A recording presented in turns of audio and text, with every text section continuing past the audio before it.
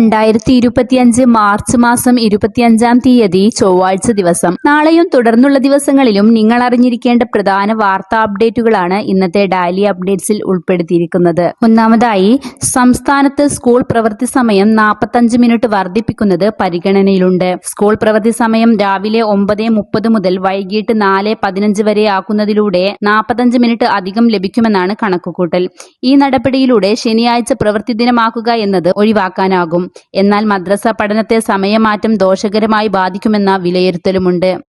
അടുത്ത അധ്യയന വർഷത്തെ അക്കാദമിക് കലണ്ടറുമായി ബന്ധപ്പെട്ട് സമഗ്ര പഠനം നടത്താൻ സംസ്ഥാന സർക്കാർ രൂപീകരിച്ച വിദഗ്ധ സമിതി പ്രവൃത്തി സമയം വർദ്ധിപ്പിക്കുക എന്ന പരിഹാര നടപടി മുന്നോട്ട് വെക്കാനുള്ള സാധ്യതയാണ് കൂടുതലുള്ളത്. അടുത്തതായി, സാമൂഹ്യ സുരക്ഷാ പെൻഷനുമായി ബന്ധപ്പെട്ട വാർത്തയാണ്. സംസ്ഥാനത്ത് സാമൂഹ്യ സുരക്ഷാ ക്ഷേമനിധി പെൻഷൻ ഗുണഭോക്താക്കൾക്ക് മാർച്ച് മാസത്തിൽ ഒരു ഗഡു പെൻഷൻ കൂടി അനുവദിച്ചിരിക്കുന്നു. ഇതിനായി 817 കോടി രൂപ അനുവദിച്ചതായി ധനമന്ത്രി KN ബാലഗോപാൽ അറിയിച്ചു.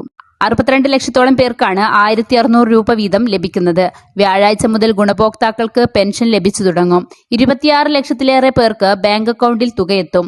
മറ്റുള്ളവർക്ക് സഹകരണ ബാങ്കുകൾ വഴി വീട്ടിലെത്തി പെൻഷൻ കൈമാറും. വീട്ടിലെത്തിക്കാൻ ചുമതലപ്പെടുത്തിയവർ നിർബന്ധമായും അവരുടെ വീടുകളിൽ തന്നെ എത്തിച്ചു നൽകണം. രോഗികളെയും പ്രായമായവരെയും മറ്റും ഒരു സ്ഥലത്തേക്ക് വിളിച്ചു വരുത്തി ഒരുമിച്ച് നൽകുന്നതിനെതിരെ ശക്തമായ നടപടി സ്വീകരിക്കും. അടുത്തൊരു കാര്യം, OEC വിഭാഗങ്ങളിലെ വിദ്യാർത്ഥികൾക്കുള്ള പോസ്റ്റ് മെട്രിക് സ്കോളർഷിപ്പ് വിതരണത്തിനായി 200 കോടി രൂപ അനുവദിച്ചതായി ധനകാര്യമന്ത്രി KN ബാലഗോപാൽ അറിയിച്ചു. OEC, OBC, SEBC വിഭാഗങ്ങളുടെ 2021-22 മുതൽ ഈ വർഷം വരെയുള്ള പോസ്റ്റ് മെട്രിക് സ്കോളർഷിപ്പ് തുക പൂർണ്ണമായും വിതരണം ചെയ്യുന്നതിന് ആവശ്യമായ തുക ലഭ്യമാക്കിയതായും ധനമന്ത്രി വ്യക്തമാക്കി. അടുത്തൊരു പ്രധാനപ്പെട്ട കാര്യം, PM കിസാൻ സമ്മാൻ നിധിയിലെ ഗുണഭോക്താക്കൾ ശ്രദ്ധിക്കേണ്ട ഒരു കാര്യമാണ്. കേന്ദ്ര സർക്കാരിന്റെ ഏറ്റവും പുതിയ അറിയിപ്പ് അനുസരിച്ച് 412ഓളം കോടി രൂപ തിരിച്ചു പിടിക്കുന്നതായി ഇപ്പോൾ ഏറ്റവും പുതിയ റിപ്പോർട്ടുകൾ പുറത്തു വരുന്നുണ്ട്. നമ്മുടെ സംസ്ഥാനത്തും ഇതിന്റെ ഭാഗമായി അന്വേഷണം ഉണ്ടാവുന്നതാണ്. ഇതിൽ പ്രധാനമായും ബാധിക്കുന്നത് നമ്മൾ ലോൺ ആവശ്യങ്ങൾക്കോ അല്ലെങ്കിൽ മറ്റെന്തെങ്കിലും ആവശ്യങ്ങൾക്കോ ആദായനികുതി അടക്കുന്നവരാണെങ്കിലാണ് നമുക്കൊരു പക്ഷേ നോട്ടീസ് എത്തുക. ആദായനികുതി അടക്കുന്ന വ്യക്തിയുടെ പേരിലാണ് PM കിസാൻ അക്കൗണ്ട് ഉള്ളതെങ്കിൽ ഈ നോട്ടീസ് വരാൻ സാധ്യതയുണ്ട്. നോട്ടീസ് മറ്റൊന്നുമല്ല, ഇത്രയും കാലം PM കിസാൻ സമ്മാൻ നിധി വഴി കൈപ്പറ്റിയിട്ടുള്ള തുക നമ്മൾ തിരിച്ചടക്കേണ്ടി വരും. അതിൽ പരാമർശിച്ചിട്ടുള്ള മുഴുവൻ തുകയും നോട്ടീസിൽ കൊടുത്തിട്ടുള്ള അക്കൗണ്ടിലേക്ക് തിരിച്ചടക്കേണ്ടി വരും. കേന്ദ്ര സംസ്ഥാന സർക്കാർ ഉദ്യോഗസ്ഥർ അതുപോലെ ആദായനികുതി അടക്കുന്ന വ്യക്തികൾക്കൊന്നും PM കിസാൻ സമ്മാൻ നിധി ആനുകൂല്യം കൈപ്പറ്റാൻ പാടില്ല എന്ന് നേരത്തെ തന്നെ അറിയിപ്പുണ്ടായിരുന്നു.